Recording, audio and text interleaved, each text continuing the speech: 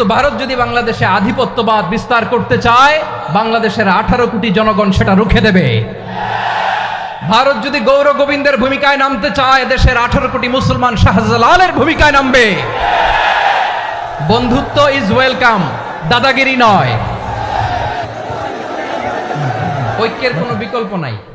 গত 50 বছর তো দেখেছি এ ডিসইউনিটি, অনৈক্য, বিভেদ, বিচ্ছিন্নতা আমাদেরকে কোথায় নিয়ে গিয়েছে। এই যে দেখেন, কিছুদিন আগে আমাদের বর্তমান নেতা ডক্টর ইউনূস, উনি সব রাজনৈতিক নেতৃবৃন্দদেরকে ডেকেছেন একটা ইস্যুকে কেন্দ্র করে। তার মানে গোটা বাংলাদেশ এক হয়ে গিয়েছে। আমরা সবাই উদ্বেলিত হয়েছি, উচ্ছ্বসিত হয়েছি, ঠিক কিনা বলেন? রাজনৈতিক নেতাদেরকে ডেকেছেন উনি, আমরা এক হয়েছি। এরপরে ধর্মীয় অঙ্গনের যে লিডাররা, বিভিন্ন ধর্মের, শুধু মুসলিম না, সবাইকে ডেকেছেন, আমরা ঐক্যবদ্ধ হয়েছি। এটাকে বলে ন্যাশনাল ইউনিটি, জাতীয় ঐক্য।